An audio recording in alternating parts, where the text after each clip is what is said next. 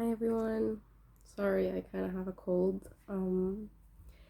Normally I'm new on YouTube. I used to have a channel, but it was mainly for editing and music and doing different things, but it wasn't really for videos of myself or showing myself, really. Um, I kind of put makeup on to look cute and wear this little thing for you. Um, I kind of wanted to talk about something that not everyone talks about regarding mental health, and it's something that not everyone maybe has the guts to come out and say, especially when you live in the Middle East. Because I'm Egyptian, and the whole thing about mental health is not really discussed that much. We don't really get to talk about how we feel from the inside sometimes. It's always easier to just bottle things up or just get to go through something on your own because you don't really know how you're going to be understood when you talk about things like therapy, depression, and anxiety. Like sometimes it's really hard to talk about these things. And I get that because I'm one of these people. And I'm someone who doesn't normally like to bottle things. I love to talk about things all the time. I love to talk to my friends a lot about how I'm feeling. And sometimes it helps, sometimes it really doesn't. And I'm here to say that it's okay. And it's okay to have bad days. It's okay to not feel like yourself. It's fine, you don't need to force anything. But I mainly came here to say that if you're feeling alone about anxiety and depression, you can talk to me about that because I know the struggle of having generalized anxiety disorder. I myself have it, and I know how much it can mess up your head or make you feel alone or make you think things that are not true. And I know that many people feel that way. And to be honest, I didn't even know that I had generalized anxiety disorder up until now because I remember always in middle and high school I used to feel like I'm dramatic. Like I would worry about things and then people would think that I'm overreacting, especially not my close friends, but people around me would think that. And it's funny because to be honest, like I started to believe people back when they used to say things like that. But now I get it because when you have generalized anxiety disorder, you don't know how to feel about certain things. You feel that you have like the sensory overload, right? But for emotions, like you don't know how to feel. You feel like so tense. You feel that you can't even sometimes even take your breath. You feel like you're having exaggerated thoughts, but in reality they're not really exaggerated. Just it's not your reality because when you have a disorder like that, you're kind of just intertwined in your own reality. Like what you think of yourself is not truly who you are, it's just your thoughts talking to yourself. So your self talk is sort of just messed up, and that's okay because over time and when you work on yourself, especially self therapy, which I can give you tips on that. You're going to start to actually see your own reality and it's going to get better from there. But it takes a lot of time and it takes a lot of self work. And I'm really curious because I wanted to know how it is for men in the Middle East because I know that I feel that more women speak up than men. And I feel like there's a lot of stigma regarding men when it comes to mental health and mental illnesses and mental disorders. So I was kind of curious just to know how it is for you. Like, do you normally talk to your friends about it or do you bottle it up and you don't really bring it up in conversations? Because I know how it is with men. Like, many people are like, if you cry or if you say that you're scared or worried or anxious and nervous, then you need to man up, you need to do better, so it's just like I get that kind of talk. So I was curious because I wanted to know how it is for men too and how it is for men when they say that they're going to therapy because I kind of wanted to know how that is too. And which gets me into the second topic, which is very important. I feel like not many people really talk about it, or maybe they either don't care enough, they don't know enough, or they're scared.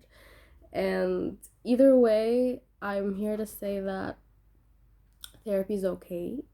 And whether if you're a man or woman in the Middle East, like, you shouldn't really feel scared to treat yourself or ask for help, because sometimes you need a little push. Like, you have it in you, but it takes more time than you would imagine. And with things like that, people need to understand that they have to be very patient with each other, because when you're going through a mental health disorder, your sensitivity is different. It's not like other people. People around you, even if they love you and they try to understand, sometimes they won't get it, and it's okay. They work on that too, and it becomes better than ever, especially because I feel like when you have something like that and then you come to your friends and they start to understand it over time and they realize what you're going through, it actually makes you closer.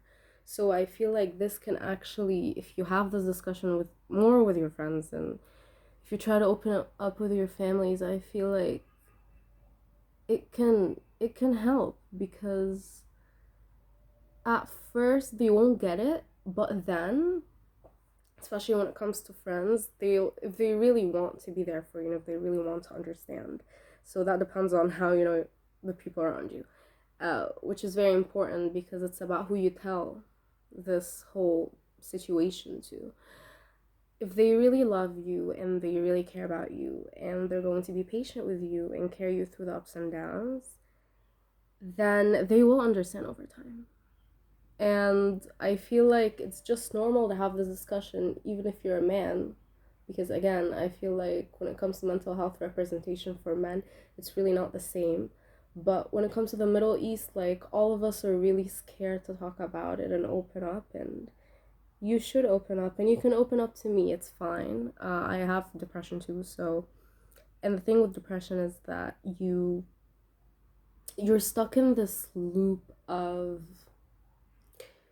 just not having the same motivation of the interests of yours. And it really sucks, because you can have passion for so many things, but then, like, depression stops you or gets in the way, or it makes you hesitant, and it makes you believe things that are not true. Like, you could be progressing, but you believe that you're regressing. So it really, really isn't that easy to deal with. Or like when people tell you should be happy all the time, you should smile all the time, it doesn't work like that, because with depression you can't really force when it should be gone. You can't really, it's not a button that you just press on. So it's very hard to control, but I'm here to say that it's okay again, and you can talk to me about anything that you're going through. I'll be there. um and I have certain tips for you that you can use when it comes to depression and anxiety. So, first of all, I started journaling. I really like writing, and I came up with this idea of, like, I was working with, like, a really nice psychology assistant of mine back in uni, and they held this amazing program regarding psychology counseling, and, like, she was my therapist for that time. And she really helped me. She helped me realize lots of things, and we started doing this thing called a coping card, where you write things that you've gone through and things that you have crossed by miles, and then you write them and put them in the form of a list, and you just look at them every day, and you add more. Like, the more you come up or remember something that you faced and you've successfully, like, gone through, then you list it down and you look at it and you read it every morning and every night before you go to bed. And it really helps you. It helps you remember that if you did something, you can do it again. And it was really helpful for me. I think coping card was really, it's my favorite. It's my go-to. Sometimes it helps and sometimes it doesn't, of course. But again, it's okay. You can keep going and you can see where it goes from there. And not just that, also sometimes I have this thing called a plan, where you plan out the entire day ahead. Like, if you're on Saturday, you plan for Sunday, what would you do? And then when you come to Sunday, you get to see what you've done and what you haven't done. And it's really fun, like planning out your entire day. It's like blogging and vlogging, but it's just private. And it feels really nice. And sometimes I write in the form of like a story, like if I'm writing a story, but it's about my day and it's about my emotions and about my feelings.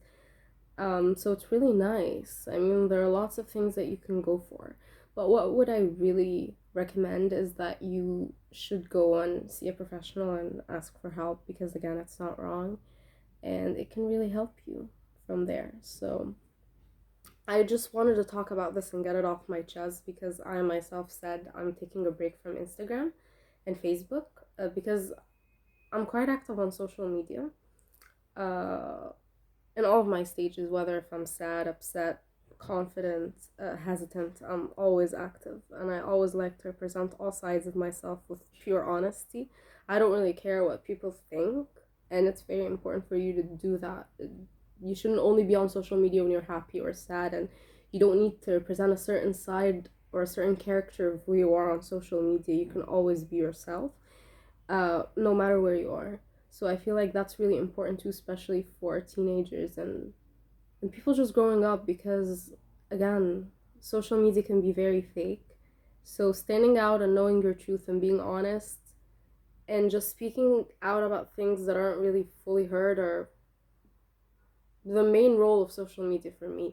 So I feel like this video is kind of important, because I might have people in Arab countries and Egypt who are still struggling with the same things that I'm going through, and they're not speaking about them, and it hurts them even more.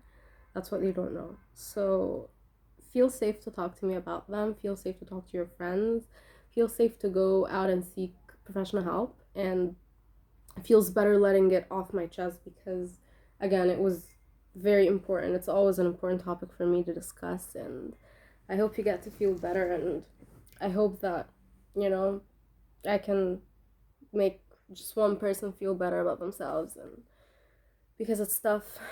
So thank you for listening to me, and I hope that it helped. I hope that you really get better if you're going through what I'm going through. See you on another video.